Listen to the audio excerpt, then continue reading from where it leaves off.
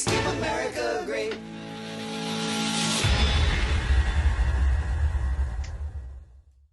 Hello, everyone. How are you? Welcome to the Peace Police broadcast. We're back, ladies and gentlemen. Hey, everybody. It's been a few. We said we were going to take a couple weeks off, and as you know, there's a lot of stuff going on in the world. We got a lot to talk about. We've had some personal stuff and family and things we had to deal with, and funerals and travel. But guess what? We're here now, and now more than ever. I think we need to talk, huh, brother? I'm Rick White, president of the Peace Police, and I'd like to introduce my brother, Lowell Pass, who's the founder and visionary. What's up, hey, brother? Everybody. Good to see you. How you doing? Good, man. Glad to be back on this. We've been doing some projects and kind of getting some new ideas together for what we want to be doing, but coming to you from my studio here today, and we're going to get back into it. Things are getting really intense out there. Yeah, you looks like you got some serious high-tech audio there, and of course I know what that is because you and I both do this. But for those of you watching, just a couple of things. First of all, the song you heard in the beginning, in the intro, was a song called "Spread the Peace." You can get that on iTunes. That's by me, Rick White. So look that up on iTunes. But also, Lowell and I have been making music together for almost 4 decades. And we've got some new songs coming out soon that you're going to love. But it's just nice to see you, Lowell, in that environment. And you know what's funny? I'm in the same environment, but I use a green screen. That's right. So you can have mountains or rivers or anything back here. Yeah, it's pretty cool. So the Peace Police, right? Do you think that we need the Peace Police now more than ever, Lowell? Woo, man, we're on the verge of a civil war here. I mean, it's unbelievable. I can't imagine this being much different. Well, it's different in some ways than the original Civil War, but I think you're right. We are close to a civil war. In fact, I think we're in a cold civil war. So what a way to put it. Yeah. What's that mean, Lowell? I mean, a cold civil war. Yes, before the things really start launching into full-blown heated civil war, we're in a cold civil war. Yeah, like we were in the Cold War with Russia. I guess technically we still are, but for a long time, now we're not because we have relations with them. But for a long time, we were in a Cold War with Russia, which meant all diplomatic ties cut off, no communication. I'm going public saying that you are my enemy, and if you screw up, I'm going to launch some stuff. We're that close, right? Well, that's right. Well, that trigger here. Yeah, trigger. Well, guess what? I think that's where we are with the. Yeah, we're the hair trigger away from with the from radical violence. left. In fact, we're already seeing the violence and destruction. Yeah, with the radical left versus, center. Or center right or right, it's like there's a hatred that it just makes me sad, and it's dangerous for this country. I don't hate people on the left, of course not. I have some of my greatest family members. Yeah. But the people on the left, many of them literally hate Donald Trump and think he's the devil or the Antichrist. And well, even Rick, I want to interject. It's not just Donald Trump. Right. They hate the flag. They hate the military. Right. They hate the Constitution. They hate the first 2 amendments to the Bill of Rights. Right.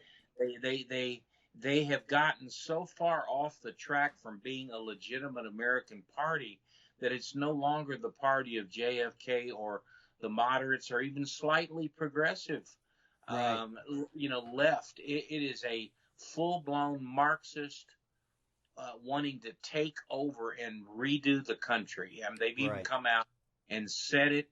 They don't have to hide it anymore. I mean, a certain percentage, 15 or 20% of them, have come right out and stated that's what they want, is to do away with the America that we've known, Yeah, they've come right out and said we want to fundamentally remake America. So you're either on board with that or you're not. And, we try to stay As much as possible. As much as possible. We try to stay nonpartisan on this call. I mean, on this show, and with the peace police in general. But you know what's funny is, I remember in college studying this crazy thing called Maslow's hierarchy of need, right? And at the bottom, I remember that too. Remember that? At the iceberg, yeah. At the bottom of that triangle is like safety needs, like food and shelter. And at the very tip top is this thing called self-actualization, whatever that is. In my mind, that's having a relationship with Jesus. But at any rate, as it moves up, you get fancier stuff, right? But when things come down, if this bottom thing is in danger, all the other crap goes away. And so the reason I say that, Lowell, is we've tried to be nonpartisan and make the main thing that we talk about is peace, civility, and discourse, our three main goals of the peace police. But when your life is potentially in danger, we're down to the bottom rung now. We can talk about lofty stuff, but sometimes you and me may have to get on this show and say, listen, the left is trying to kill me. And you. Now, I know that sounds outrageous, and I'm not saying we're there yet, but... It depends. If you're in certain cities, it doesn't sound outrageous at all. If you live in Portland, that's right, or Seattle, or Minneapolis, or St. Louis, or Chicago, or New York right now, you're feeling that isn't too radical of a statement. In fact, I just read where thousands, tens of thousands are leaving California and New York by the day because they can't stand it anymore. You have elected officials standing with the Antifa and standing with the Black Lives Matter. And folks, let me tell you, to us, Black Lives Matter, we're talking about the Marxist organization known as Black Lives Matter. That's right. That is violent, dedicated to the overthrow of the U.S. system. That's not a good organization. I'm sorry. I get in trouble for saying that. Yeah. But it has nothing to do with helping. With the millions and multi-millions they've taken in, they've never helped one black family. It's not about that. You're absolutely right. It's not about that. And Lowell, you and I have known each other a long time, and I know you're not a prejudiced person, and you know that I'm not a prejudiced person. Of course, in fact, both of us are former pastors, right? So, that's right. Of course, every life matters. Black, red, yellow, white, babies, unborn, every life matters. Police, everyone. You could make an argument that we should start a movement called Red Lives Matter for what we did to the Native Americans, right? I mean, there's people, by the same token, there's people groups everywhere that feel marginalized, and I'm not against making them not feel more. Of course, we love them. Jesus loves them. Every life, Jesus loves people. But why does that mean you got to break a window and steal a television?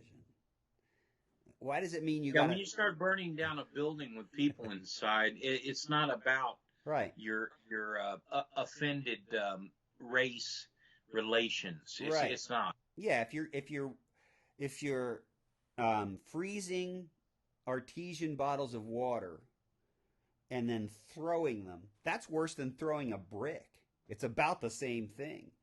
I mean, cops have been blinded by lasers. I mean, all of this stuff is just insane. There have been 17 cops killed since George Floyd. I guess cops' lives don't matter. Right? Yeah, it's the nuttiest thing I've ever seen. Plus, when you look at it statistically, they pull out the 15 cases. Last year, there were only 15 cases of cops killing a black man. Right. Okay. Yeah. There was about 45 cases of cops killing white men. Yeah, they don't want to talk about that. No. But the thing is, statistically, of the 15, the cops might have acted bad in like 4 of the cases. Yeah.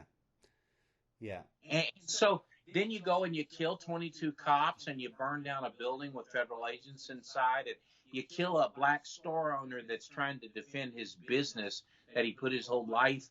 I mean, it just doesn't make sense repaying evil with a worse evil. No, and there are people that are frustrated, poor, underprivileged. Some of them, and some of them, I get that. and Yeah, some of them are good-hearted people, just like every that's other right. people group. But guess what? Some of them are thugs, and we see the thugs on TV. And you can try to make an excuse for why they have a right to be thugs. But past grievances and even present inequality does not mean that the Violence answer is okay. is Yeah. violence and crime, unless you want to overthrow the U.S. government. And what you Which the ones in Portland and Seattle and those places are saying, yes, that's exactly what we want to do. well, that's what Ocasio-Cortez and a bunch of people have said that, and now even Joe Biden. It's all about making America kinder and gentler. And but it's this By burning it down. yeah, and taking statues down, and and I think about what it must have been like in this country in the 1850s and 60s, because what we had then was almost, we had the Mason-Dixon line, right? And we had states, we had places where people were unified for slavery, and other places where people were unified against slavery. That's right. But at least it was made physical sense. There was a physical line north of this as you go there. Mm-hmm. And it got tensions got higher and higher and higher. It was a Civil War then. It was. And then the first shot gets fired. Next thing you know, there's Lincoln didn't want it to happen. He tried to throw cold water on it, but it was moving toward the inevitable war between the states. And more Americans died in the Civil War than have died in any other war, because it was American versus American. We were killing each other. And so what we talked about earlier in the show is a cold civil war is happening again. You think that a civilized nation can't turn on itself? We were civilized in 1960 or 1860. We were just like we've been. We were a leader. We've always been leaders. People noticed us in 1860. We were almost 100 years old. We were a big trading partner. We were all this stuff. And in the midst of that, beliefs about it is racial. Of course, slavery was racism, right? Beliefs about these things. And I'm not racist, neither are you. I'm against racism. But beliefs about these things turned into fighting. And what it is now is not just that one issue and slavery, which we don't really No, have. it's actually, when you think about it too, what they're saying on the fundamentalist level of the ones that are America haters, okay, is we need to remake the whole United States. Fill out the Constitution. Forget about history. Since we started as an evil country, we can never redeem that. And the truth is, we didn't start as an evil country. We've always been the leader in human rights, as we still are today, making progress decades before any country in the entire world has ever made it. And it still remains true, even with all our rescuing of Europe and everything else. We've never been a domineering country that came in and once we conquered you, we set up our flag and took over. No, we cleaned it up. We financed it. Our taxpayers paid for your recovery. Right. And then we handed you the keys back. That's the way we work. And that's the United States of real history. Right. Including people who we have to learn lessons from, who were racist, but even some of our founders were slave owners. But so was everyone in the world, and we were the first to draw a line in the sand and say we're not going to do that anymore.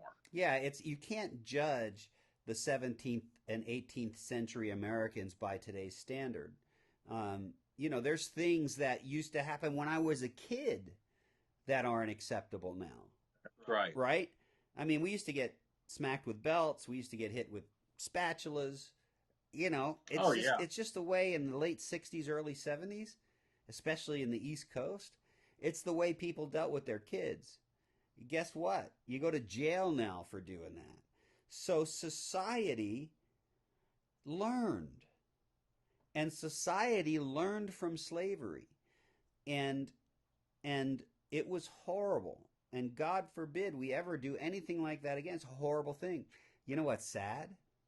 As horrible as that is, and it is, we do other horrible things right now, like kill 60 million babies over 30 years.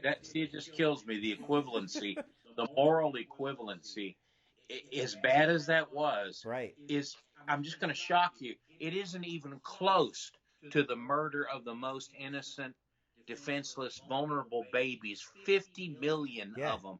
60 million, as you say 60, already. Yeah. And yet people act like that's a personal right issue.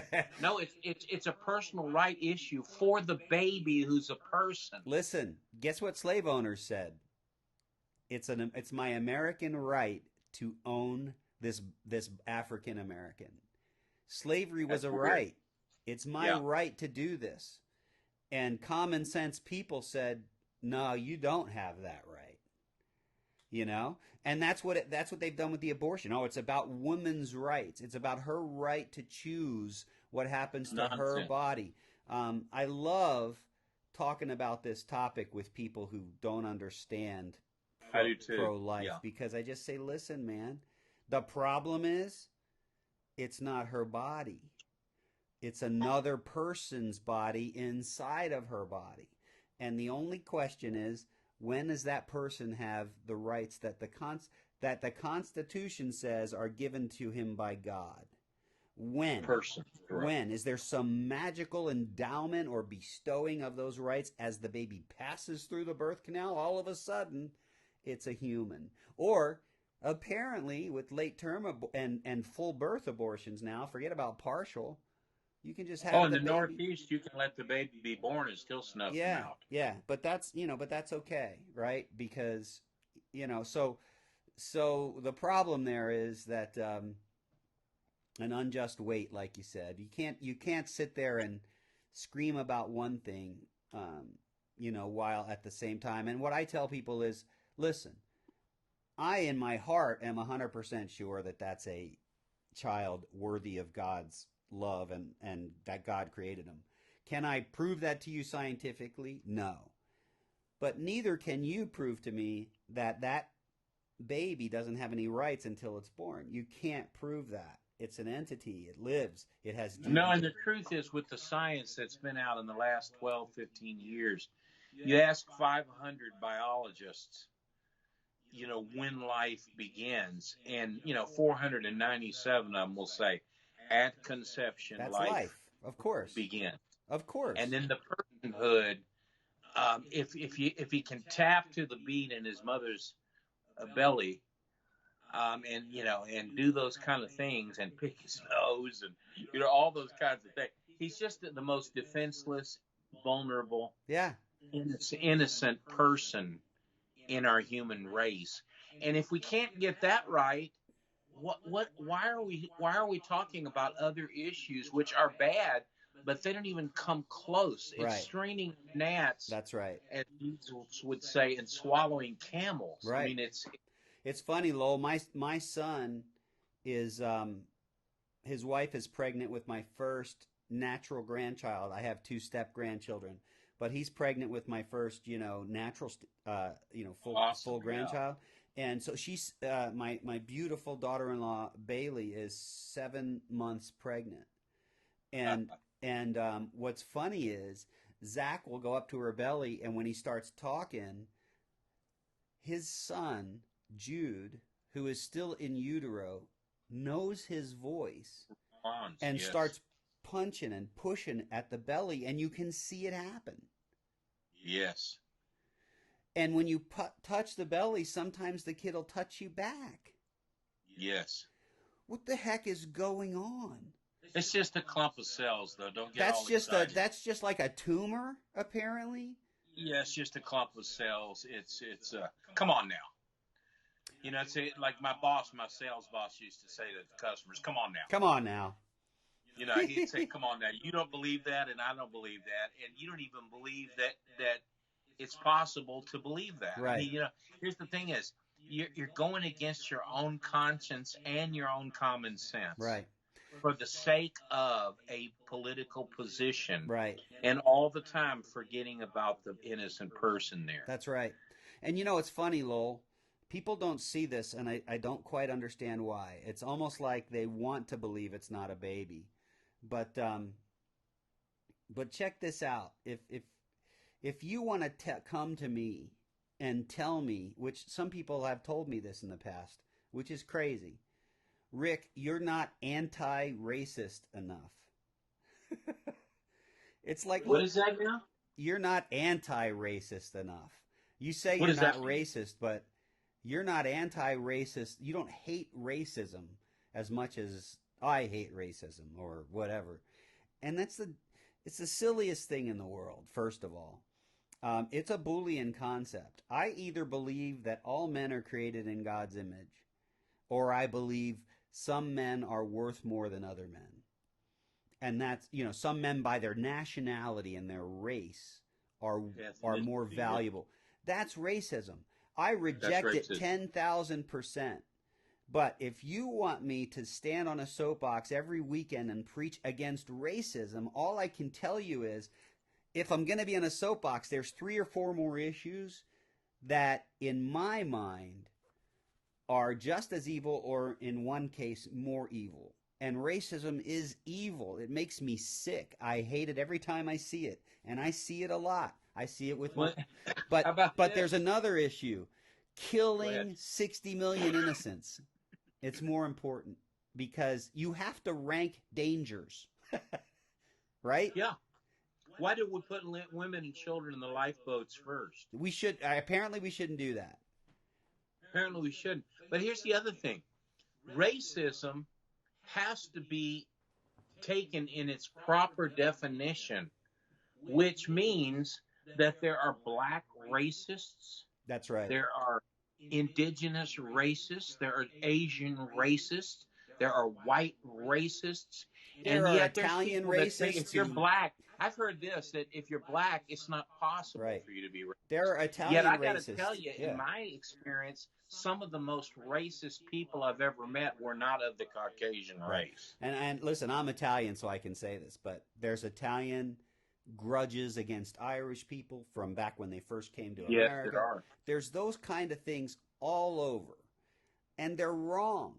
People are personally who they are. And individually, you have to take everyone. You can't group a whole race of people. And so, of course, that's wrong. And of course, we're against it. But there's this new liberal movement out there. It's almost like, we watch The Office a lot. And there was an episode of The Office where Dwight, this guy there who's just nuts, found a half-smoked joint in the parking lot. And so he decides, because he's an assistant Lackawanna County deputy sheriff, that everyone in the office has to take a test, a drug test. And Michael, the guy who runs the office, Steve Carell, was at a concert the night before, and they were passing a joint around. And so he tries to get, out of this predicament. He didn't do the thing in the park. And here's what he says. He calls them all into a room and he goes, "I'm anti-drug. And you guys say you're anti-drug, but you're not as anti-drug as me. And so because I am so anti-drug, I don't have to have the P test. Because everyone knows how anti-drug I am. And obviously it doesn't work. But isn't that the same thing? Listen, it's the exact same thing. I am so anti-racist that I am the paragon of deciding who's racist and who's not, because I'm beyond reproach. I'm beyond reproach in racism. And then, now that I believe I'm beyond reproach, I can look at you and say, you're just not quite as anti-racist as I am.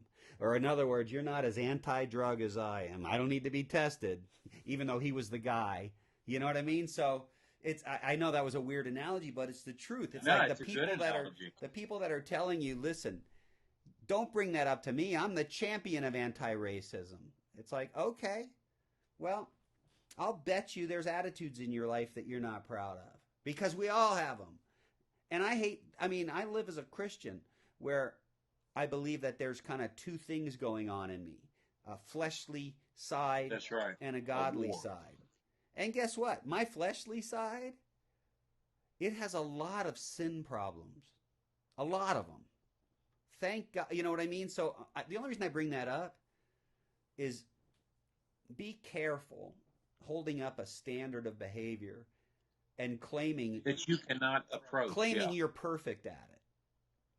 Well, here's the thing: there's an unforgiveness toward America's past, right? Faults and failures, even though she leads the world in all the greatest progress for human rights and everything else. There's an unforgiveness, which now, if you're going to take that posture and write her off because of that, that same judgment is going to have to come back upon you, right upon your head. You cannot be redeemed. If America cannot be redeemed, then you, sinner, cannot be redeemed. That's the truth.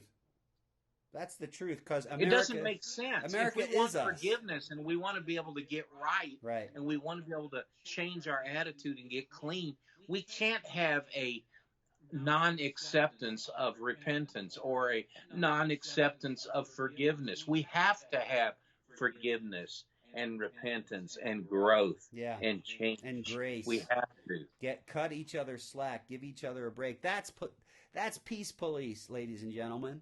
That's peace police. Let it slide. Let it slide. You have an opportunity when someone says something to get you all riled up. You have the chance to fight back and escalate and continue to escalate. But there's a principle I've learned from Scripture and from life and from philosophers. It's crazy, but most of the time, if you don't punch them back, they stop punching. Most of the time. Not all the time. Sometimes they want to kill you. And then you have to be able to discern at what point. And then you have to fight back. But usually you're right. If you will back down and just soften it, they will too. Of course. De-escalation. And that's our message. When I sit down and talk with liberal people, actually face-to-face and have a conversation, both strangers, acquaintances, and family members, when I do, I hate to say it. No, I don't hate to say it. I'm proud to say it. We find that we have a lot in common. Yeah, we do. And we more that should unite us than divide us. That's it. We focus on these things that we've made the deal breakers, and we have, like you said, 80-90% in common. But that other 10% is so important, or perceived to be important. Like, we support the most evil man on the face of the earth. That's what they think. Since I'm a Trump supporter, I'm a Hitler supporter. So it doesn't matter the 10%, and that's the problem we have to fix, okay? You just can't make those kinds of comparisons. You might want to try, but there's nothing even close to remotely being true about Donald Trump having anything in common with Hitler. Anything. I know. You know why? Not that I'm some expert, but I've been to Berlin. I've been to the Holocaust Museum. I spent 4 hours in that museum with headphones on and just tears in my eyes as I read letters from 12-year-old girls who said, "Daddy, I'm not going to see you again because they keep putting us all on the train, and the rumor is when we get on the train, we go to die. So I'll see you in heaven, Daddy. I love you."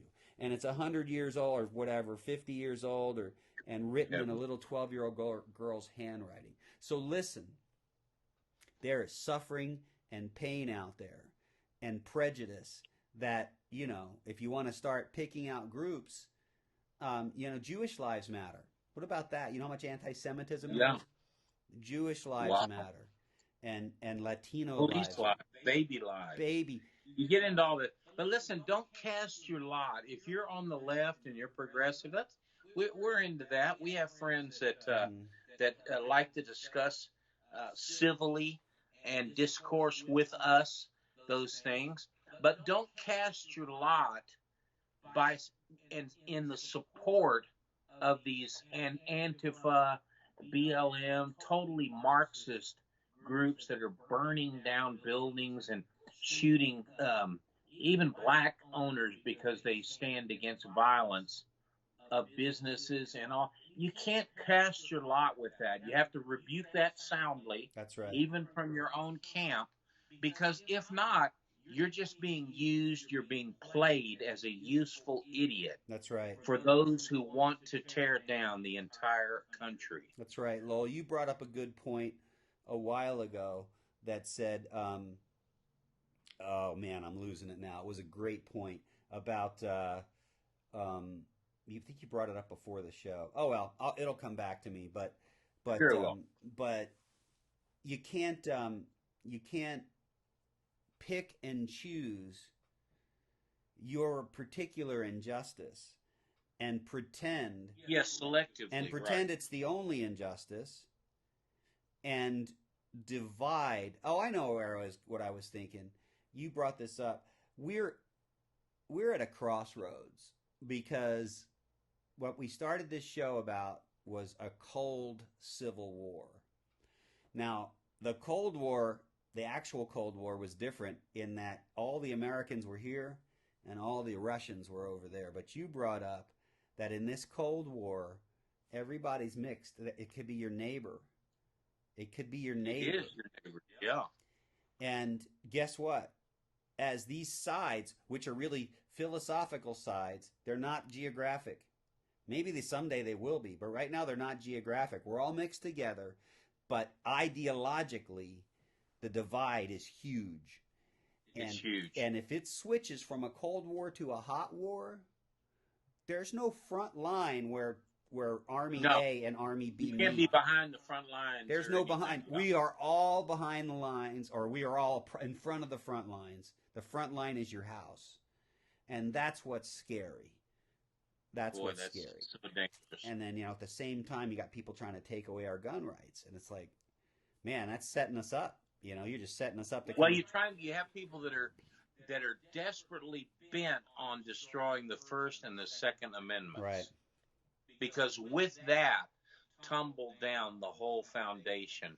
When you cannot even disagree and have the ability to speak, which, companies like Twitter and Facebook and all, I got banned this last 2 weeks ago for posting the picture, of a pedophile, kissing this little girl. But they came back and hammered me as if I had said who it was in the picture.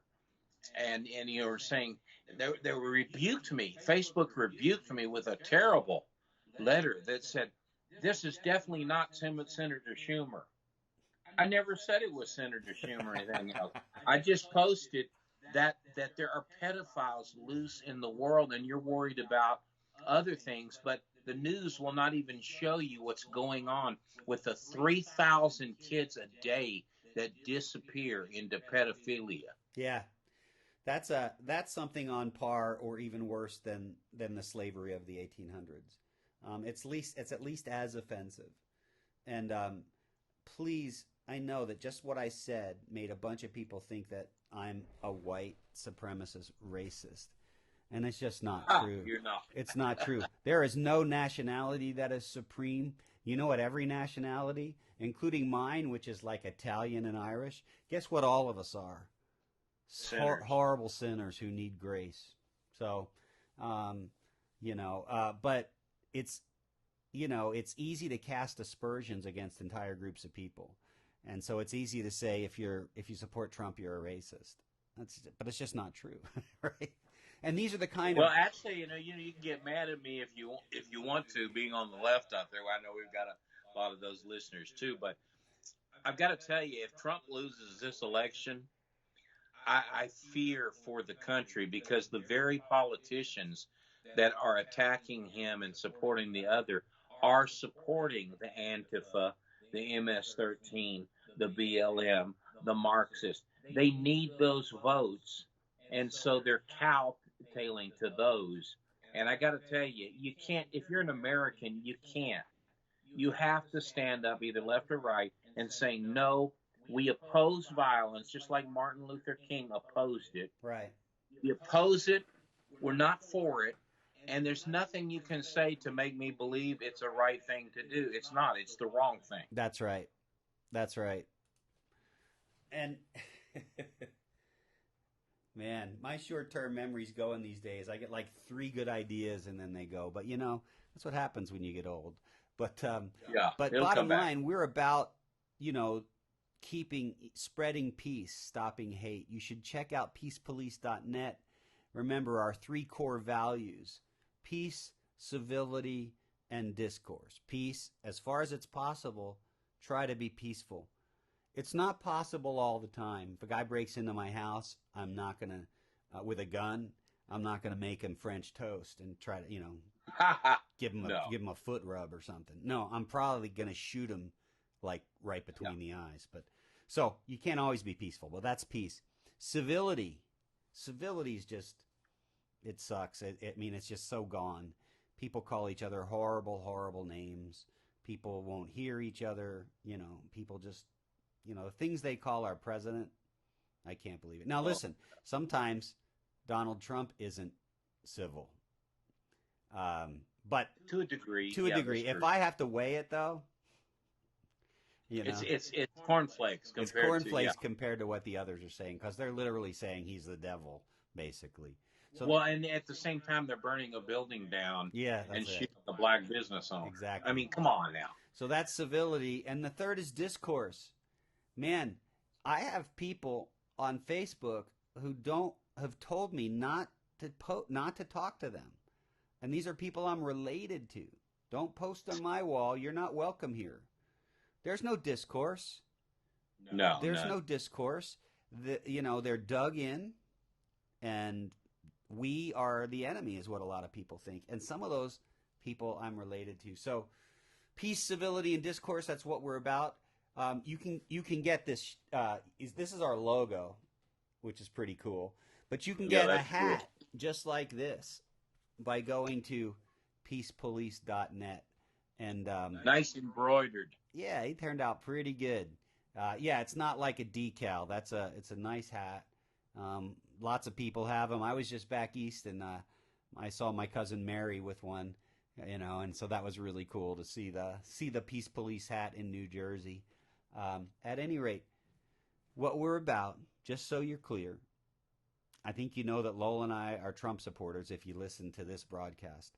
But that is secondary to what we are. Because first and foremost, we're Americans who want peace, civility, and discourse in our country. That's the first thing that matters the most, is getting things calmed down, because we're in a cold civil war.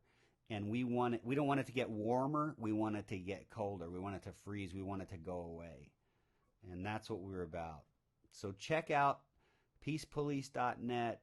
Learn more about the hats. Go to iTunes and get the song "Spread the Peace" by Rick White. And if you feel like supporting us, on our website there's a Patreon link where you can do that. But we want to thank you for tuning in. We're back. Thanks, everybody. New things are coming. We're back. We're back every Sunday now. Obviously Absolutely. With potential exceptions, but we're here.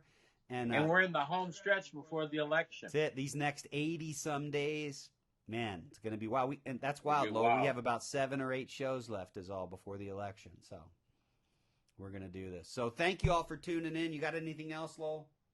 No, love you guys. Thanks for listening in. Start to spread the word about this. I think everybody can agree on those 3 principles. And if not, you're in the fringe element that needs to be careful. That's right. Because we really in this country need peace, civility, and discourse. That's right. We need the peace police. That's right. That's right. We'll see you next week. God bless.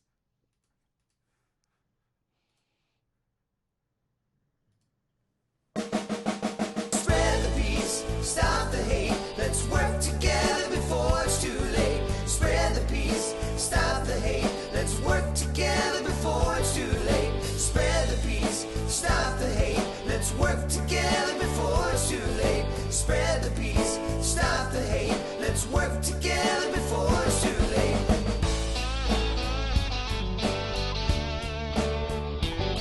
Now brave men died to keep you free. They paid the greatest price, so you could speak your mind and live a long and happy life. But I turn on the news and see us fighting with each other. These hate